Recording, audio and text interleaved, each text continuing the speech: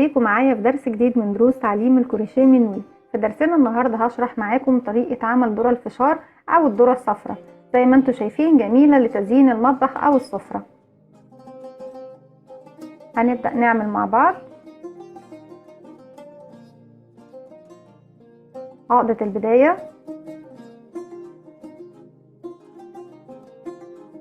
وبعد كده هشتغل 5 سلاسل، 1 2 3 4 5.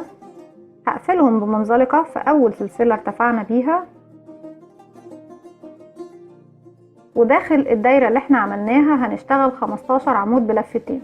هرتفع 4 سلاسل، 1 2 3 4، وده ارتفاع العمود بلفتين، وهعتبر دوت اول عمود معايا، وهرتفع كمان سلسلة علشان تكون المسافة ما بين العمود دوت والعمود اللي بعده.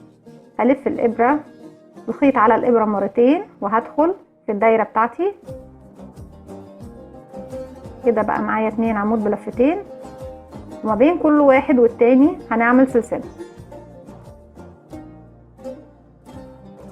3 4، وما ننساش السلسلة بتاعتنا ما بين كل عمود والتاني 5 وسلسلة 6 عمود بلفتين وسلسلة 7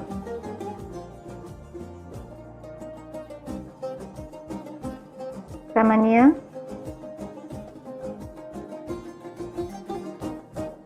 9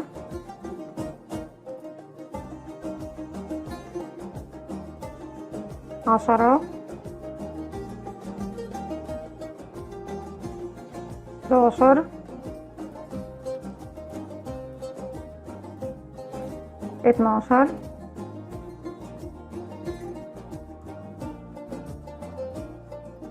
13 14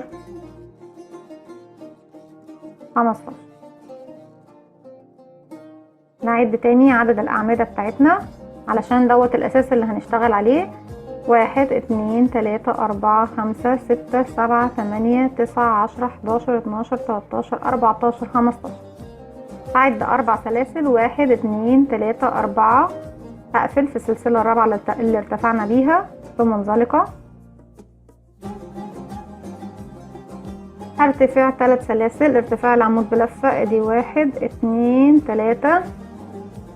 وبعد كده هبدأ اشتغل بغرزة البوب كورن او الفشارة زي ما انتوا شايفينها، بس هنشتغلها بطريقة مختلفة شوية عن غرزة الفشارة اللي احنا بنشتغلها.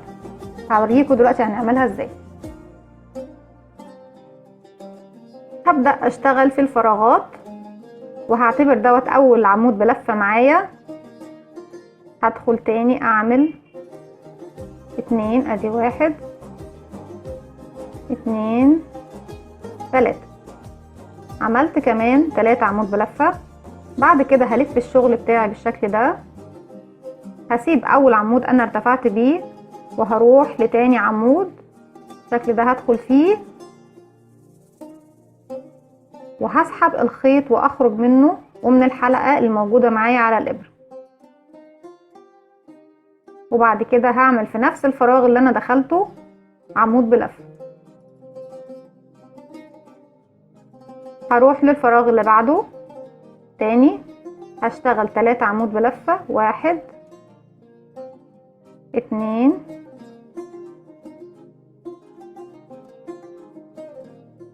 3. هلف الشغل بتاعي تاني كده، واروح لاول عمود اشتغلته من ال3 دول، هدخل فيه واسحب الخيط واخرج منه ومن الحلقة اللي عندي على الابرة. وتاني هعمل في نفس الفراغ عمود بلفة لوحده بالشكل ده، زي ما انتوا شايفين بتدينا شكل منتفخ بالشكل دوت زي الذرة اللي قدامنا دي.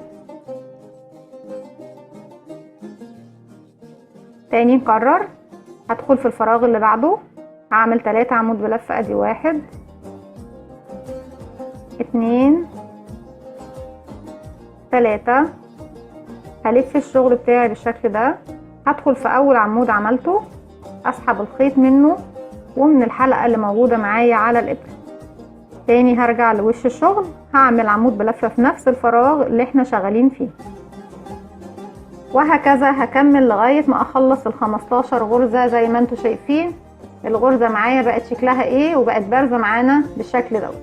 هكمل ال15 وارجع له. بكده خلاص انا فاضل لي غرزة واحدة بس هشتغلها معاكم تاني.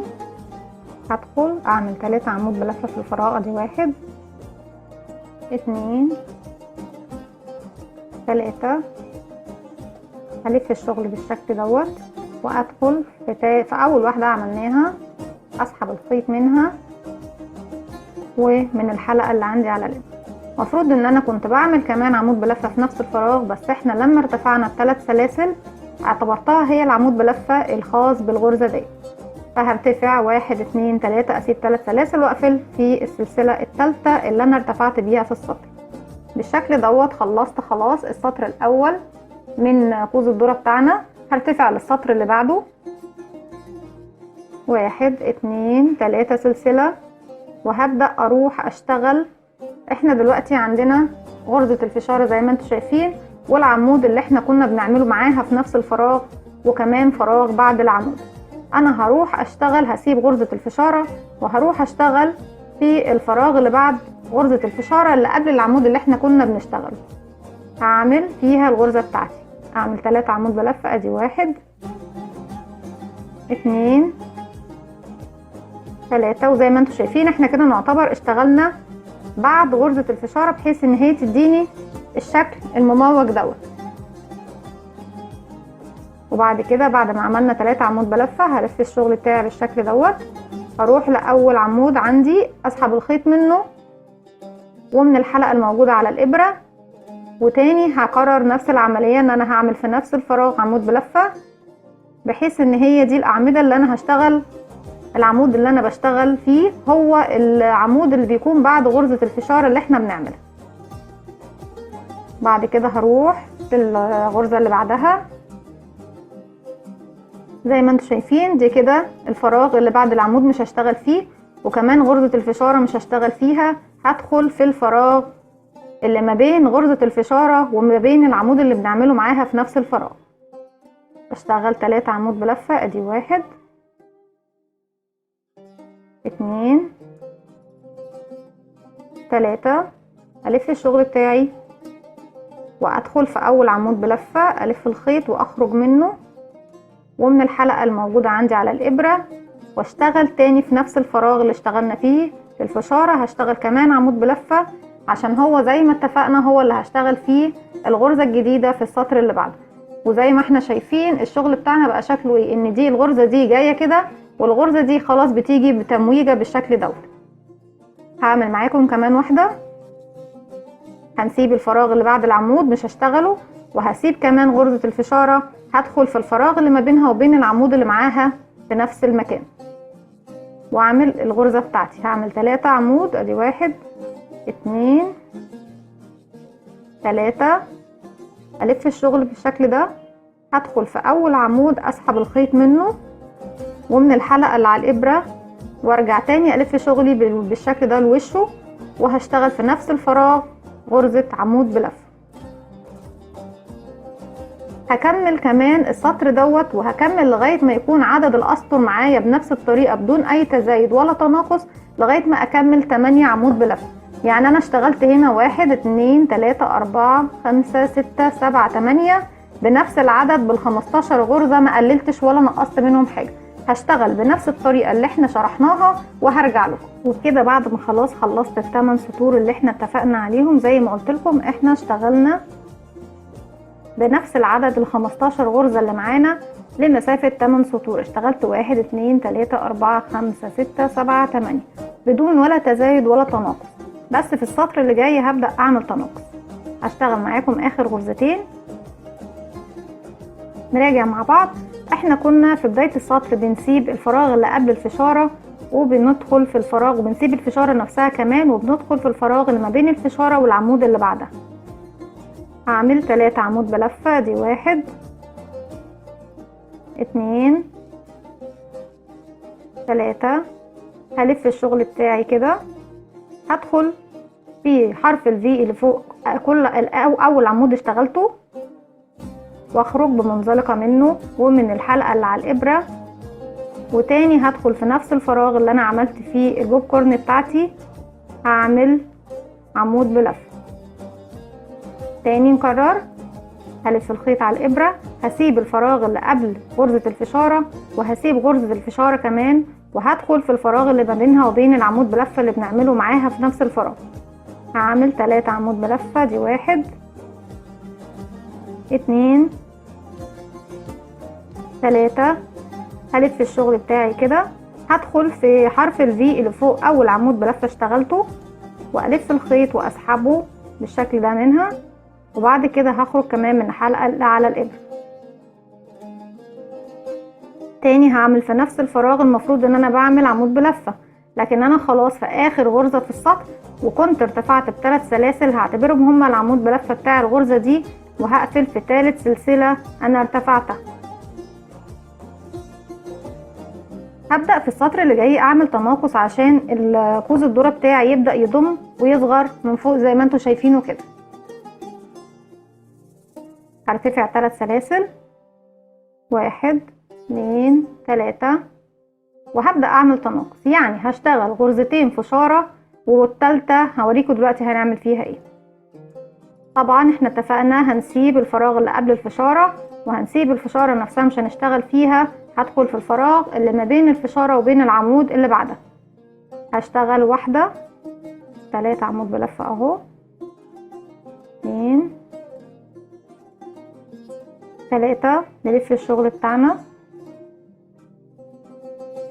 وهروح لاول عمود بلفة ادخل في حرف ال V اللي فوقيه، واسحب الخيط منه، ومن الحلقة اللي على الابرة الف الشغل بتاعي تاني، واشتغل عمود بلفة في نفس الفراغ اللي اشتغلت فيه غرزة الفشارة. هشتغل كمان غرزة اللي بعدها، هنفوت الفراغ اللي قبليها وهنفوتها هي، وهدخل في الفراغ اللي ما بينها وبين العمود. 1 2 3. هلف الشغل، هدخل في العمود الاولاني اللي اشتغلته، اسحب منه الخيط، ومن الحلقة اللي على الابرة تاني هعمل عمود بلفة في نفس الفراغ. كده انا اشتغلت 2 زي ما انتوا شايفين. في التالتة طبعا هنفوت الفراغ اللي قبليها وهنفوتها هي كمان، والفراغ اللي بعديها هشتغل فيه عمود بلفة 1 بالشكل ده. تاني هشتغل غرزتين، 1 2 3. نلف الشغل بتاعنا، ندخل في اول عمود نسحب الخيط منه من الحلقة اللي على الابرة، الف تاني واعمل عمود بلفة في نفس الفراغ، وهعمل كمان فشارة تانية، 2 3. نلف الشغل بتاعنا، ندخل في اول عمود نسحب منه الخيط، ومن الحلقة اللي على الابرة ارجع تاني لوش الشغل، اشتغل في نفس الفراغ عمود بلفة. اشتغلنا كده 2 غرزة فشارة، هروح للفشارة اللي بعدها من تحت، هشتغل عمود بلفة. يبقى احنا في التناقص في السطر ده بنشتغل 2 فشارة، وبعد كده بشتغل عمود بلفة فوق الفشارة الثالثة، وهكذا بكمل السطر، هكمل السطر وارجع له. كده انا خلصت السطر. المفروض ان انا خلاص هشتغل اخر غرزة اللي هي بيكون فيها عمود بلفة 1، بس احنا ارتفعنا ب3 سلاسل واعتبرناهم غرزة عمود بلفة، فبالتالي في الثالثة دي الاخيرة مش هشتغل عمود بلفة، وهقفل بمنزلقة في 3 سلسلة ارتفعنا. كمان السطر اللي جاي هعمل فيه تناقص زي ما انتوا شايفين، لسه عايزة اضيق الشكل اكتر.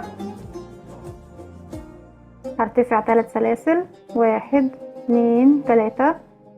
بردك السطر اللي جاي هعمل فيه نفس التناقص او نفس عدد التناقص، يعني هشتغل اول واحدة، طبعا احنا بنفوت اول الفراغ وبنفوت الفشارة، وهنشتغل في الفراغ اللي بعدها 1 2 3 وهلف الشغل. هدخل في حرف الفي اللي في اول عمود بلفة اشتغلناه، اسحب الخيط منه ومن الحلقة اللي على الابرة الف الشغل تاني واشتغل في نفس المكان عمود بلفة. هشتغل كمان فشارة، 1 2 3. هدخل اسحب الخيط واشتغل تاني عمود بلفة في نفس المكان. وبعد كده المفروض ان في الفشارة اللي بعدها هعمل عمود بلفة زي ما انتم شايفين. من تحت دلوقتي عندنا المكان اللي احنا كنا عملنا فيه اختصار، عندي الفراغ اللي قبل العمود بلفة اللي بعد الفشارة، وعندي الفراغ اللي بعده، وعندي الفراغ اللي قبل الفشارة. هفوت كل دول وهروح اشتغل في الفراغ اللي بعد حبة البوب كورن اللي قدامي على طول. يعني هسيب كل دوت واشتغل في الفراغ اللي بعد حبة الفشارة اللي معايا.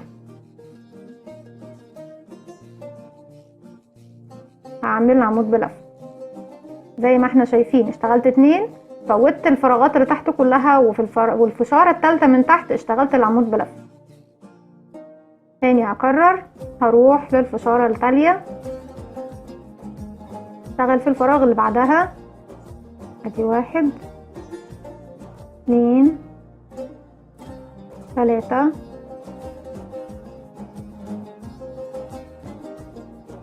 وتاني هعمل عمود بلفة في نفس الفراغ. هروح للحبة اللي بعدها اشتغل كمان واحدة، ادي 1 2 3 والف الشغل وادخل من اول عمود واسحب الخيط منه ومن الحلقة اللي على الابرة اعمل تاني عمود بلفة في نفس الفراغ مع الفشارة. المفروض ان كده انا اشتغلت 2، هقتصر واعمل عمود بلفة. الفشارة اللي بعدها اهي، هدخل في الفراغ ما بينها وبين العمود واعمل عمود بلفة. هكمل لغاية ما اخلص السطر بنفس الطريقة، هكمل وارجع له. بعد ما خلصت السطر وكمان حشيت الفايبر بتاعي في الذرة، هقفل بمنزلقة في تالت سلسلة ارتفعنا بيها، وهرتفع كمان 3 سلاسل، 1 2 3. والتناقص في السطر اللي جاي دوت هيكون هنشتغل غرزة فشارة وعمود بلفة فوق الغرزة اللي بعدها، وغرزة فشارة وعمود بلفة في الغرزة اللي بعدها. يعني بدل ما كنا بنشتغل 2 غرزة فشارة وغرزة عمود بلفة، لا هشتغل واحدة غرزة فشارة وواحدة عمود بلفة. هنروح لغرزة الفشارة، الفراغ اللي بعدها نشتغل ادي 1 2 3 والف الشغل واسحب الخيط من اول عمود عندي ومن على الحلقة، وهعمل كمان عمود بلفة، واللي بعدها هشتغل فيها عمود بلفة، واللي بعدها هشتغل فيها غرزة فشارة.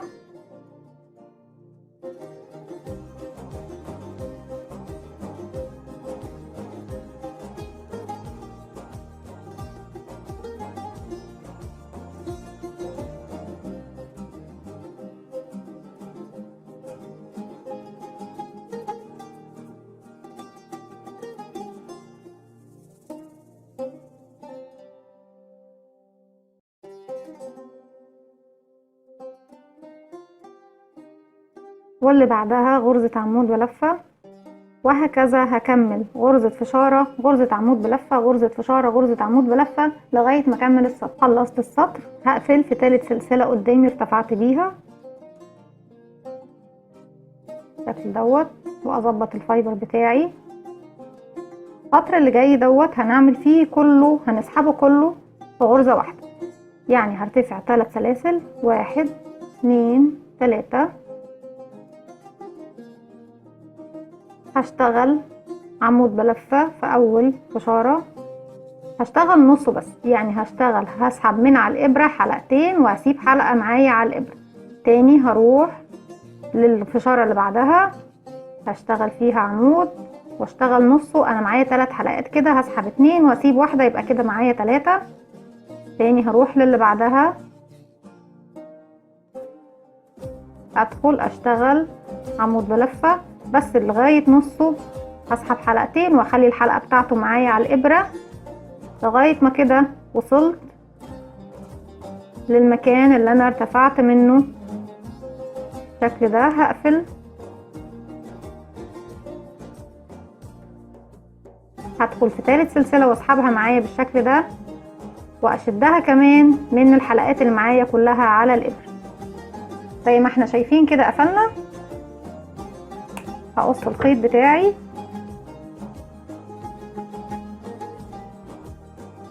اخرج منه بالشكل ده.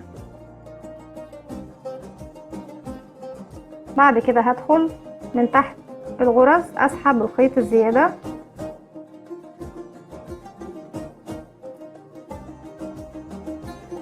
انا مش عايزة طبعا القطن او الفايبر يبان مني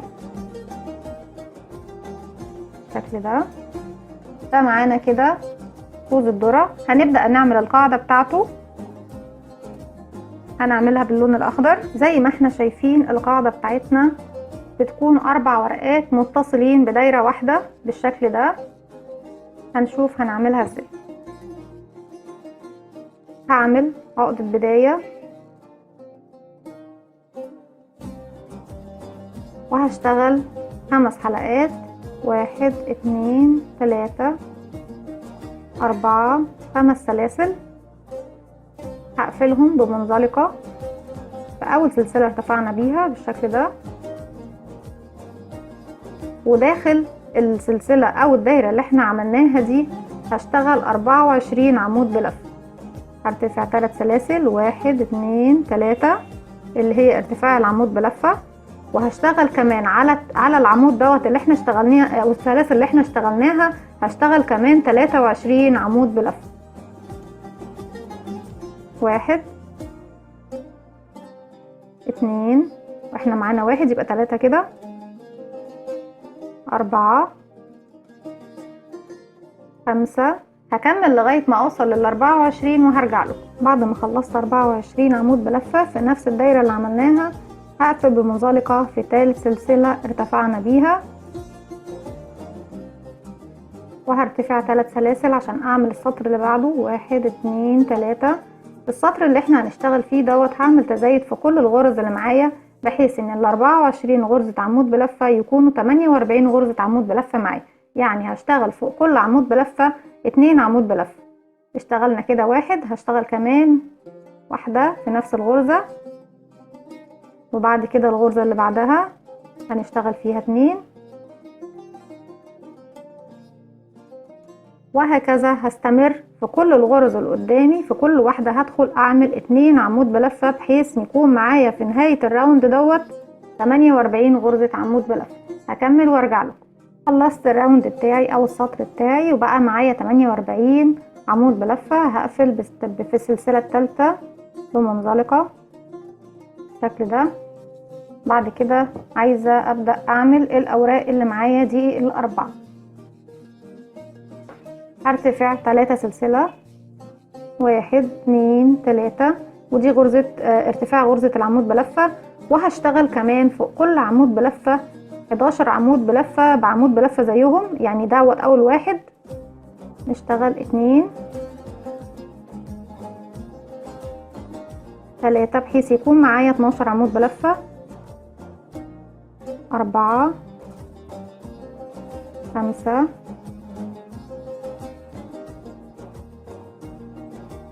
6 7 8 9 10 11 12. وفي كل ورقة هنشتغل زيها 12 عمود بلفة، وهنشتغل ورقة واحدة ورقة دي ما هنشوف دلوقتي. هرتفع 3 سلاسل، 1 2 3. هلف الشغل بالشكل دوت، وهشتغل فوق ال 12 عمود بلفة ب 12 عمود بلفة زيهم. اعتبرنا 3 سلاسل 1 يبقى كده 2 3 4 5 6 7 8 9 10 11 12. هرتفع كمان سطرين بنفس الطريقة بدون اي تناقص.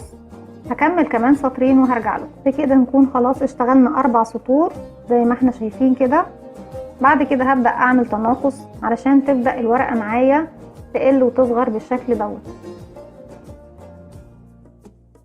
كنت برتفع 3 سلاسل علشان اكمل السطر اللي بعده، لكن انا عايزة اعمل تناقص في اول غرزة وفي اخر غرزة من السطر بتاعي. هعمل طريقة تناقص جديدة. هرتفع سلسلتين 1 2 وهلف الشغل بالشكل دوت، وهروح للغرزة اللي هشتغل فيها مباشرة واشتغل بقية العمود بالشكل دوت. احنا بكده نكون اختصرنا وعملنا تناقص في اول غرزة. هشتغل بقية الغرزة اللي بعديها بشكل طبيعي فوق كل عمود بلفة في عمود بلفة لغاية ما اوصل للغرزة الاخيرة واشتغل اخر غرزتين مع بعض، يعني اعمل فيهم تناقص.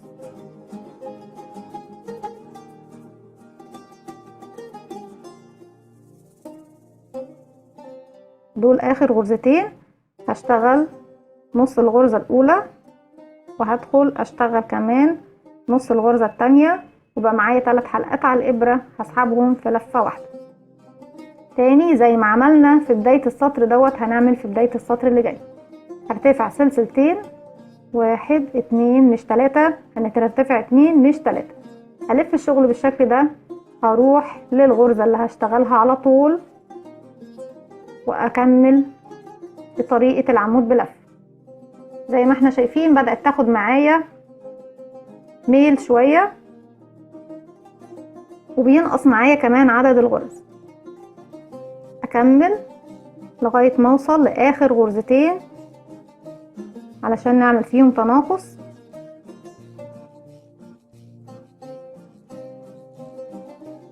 ادي واحدة والتانية بالشكل ده، خدناهم الاتنين مع بعض. بعد كده اسحبهم في حلقة واحدة. تاني هرتفع سلسلتين 1 2 والف الشغل وهروح للغرزة اللي هشتغلها مباشرة. طبعا الغرزة اللي بيكون فيها العمود اللي هو الفراغ الاولاني ده ما بشتغلوش، انا بشتغل في الفراغ اللي بعده على طول، لان احنا نعتبر الفراغ دوت اشتغلنا فيه خلاص السلسلتين دول. هكمل العمود بتاعي وهشتغل كمان واحدة وكده ما فضليش غير غرزتين اللي هعمل فيهم تناقص بالشكل ده، وهسحبهم مع بعض. هرتفع سلسلتين لف الشغل كده خلاص مفيش غير غرزة واحدة بس اللي قدامي هي اللي هشتغلها دي، وبكده نكون خلصنا اول ورقة. هقص الخيط واسحبه بالشكل ده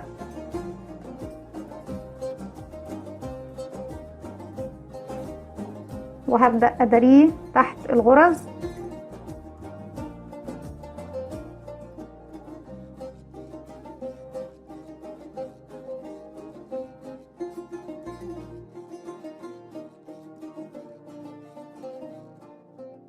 بالشكل ده هنبدأ نعمل تاني ورقة. همسك الخيط بتاعي هلفه حلقة على الهواء بالشكل دوت، وهجيب الورق بتاعي الورقة بتاعتي. طبعا الغرزة اللي اشتغلنا فيها دي مش هشتغل فيها، هروح للغرزة اللي بعدها زي ما احنا شايفين. طبعا دي خارج منها العمود ده مش هشتغل فيها، هروح للي بعدها على طول ادخل فيها واسحب الخيط وهرتفع 3 سلاسل. هقفل بسلسلة وهرتفع كمان سلسلتين، ادي 1 2 وده ارتفاع العمود بلفة بتاعنا، وهخلي طرف الخيط في ظهر السلاسل اللي هشتغل فيها عشان اشتغل فيه معاه. وكالعادة هشتغل كمان 11 عمود بلف على الثلاث سلاسل دول. 2 3 زي ما انتوا شايفين الخيط معايا اهو. 4 لغاية ما الدايرة خالص. 5 6 7 8 9 10 11 12. وهكذا هكمل بنفس الطريقة اللي عملنا بيها الورق الأولانية. هرتفع واشتغل 12 عمود بلفة فوق كل عمود بلفة لمسافة 4 أسطر، وبعد كده هبدأ أعمل تناقص زي ما وريتكم لغاية ما أخلص ال4 ورقات أو ال3 ورقات الباقيين كمان بنفس الطريقة. هكملهم وارجع لكم. وبعد ما خلصت ال4 ورقات زي ما احنا شايفين بالشكل دوت زي ما شرحناهم، عايزة أبدأ أعمل العليقة اللي بنعلق منها الدورة بتاعتنا. هجيب الدورة اللي احنا اشتغلناها القاعدة، وهحط عليها كمان الجزئية اللي احنا عملناها من الأوراق بتاعتها.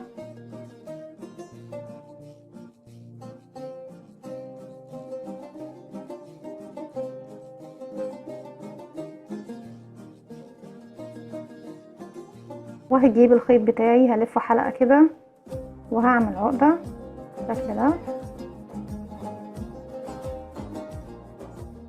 هدخل من المكان دوت، وطبعا هشبك معايا كمان الجزء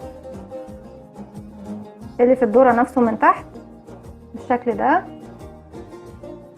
وهسحب العقدة اللي انا عملتها وهعمل عقدة حلقة بالشكل ده. هرتفع مجموعة من السلاسل 1 2 3 4 5 6 حسب طول الفرع اللي انتوا حابين تعلقوا منه الذرة.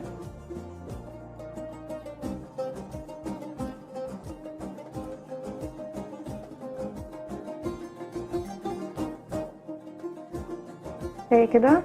هروح للاتجاه التاني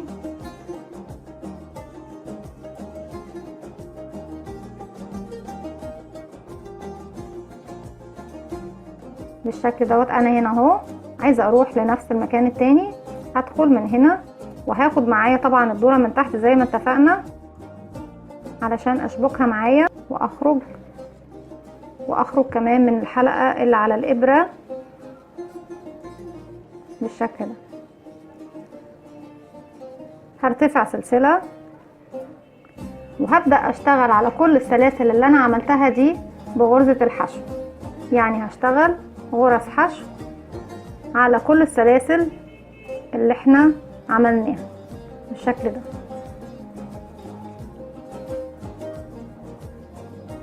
هكمل وهرجع لكم بعد ما خلصت غرز الحشو زي ما انتم شايفين بالشكل دوت. قفلت بمنزلقة في نفس المكان اللي بدأت منه. بعد كده هسيب مسافة من الخيط زي ما احنا شايفين كده، وهقص. هشد الخيط بتاعي اثبته، بعد كده هلضمه في ابرة التنظيف.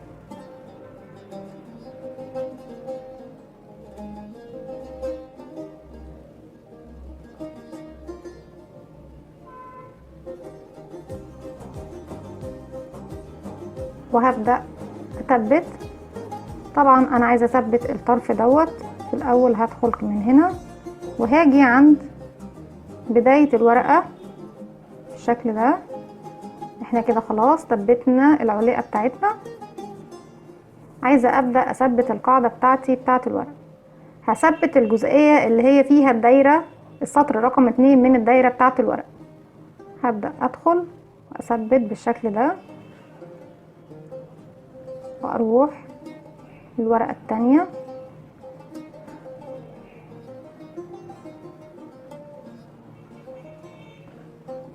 بالشكل ده، واكمل لغاية ما اخلص الفتلة او الخيط الموجود معايا، واكون ثبت ال4 اركان بتوع القاعدة بتاعة الورق بتاع الذرة بتاعي. زي ما احنا شايفين ثبتنا الذرة بتاعتنا بالشكل ده. وفي النهاية طبعا هسحب الخيط من اي طرف موجود عندي بالشكل ده، هدخله، انا عايزه ادخله جوه الشغل، مش عايزاه يبان معايا. هندخل نسحبه من اي اتجاه وندخله داخل الشغل بتاعنا. دي كانت فكرة الذرة النهاردة، فكرة جميلة وشيك جدا نزين بيها المطبخ او نزين بيها السفرة بتاعتنا. يا رب فكرتنا تكون عجبتكم. لو عجبكم الفيديو اعملوا لي لايك وشير وسبسكرايب، واستنوني في فيديو جديد من وي.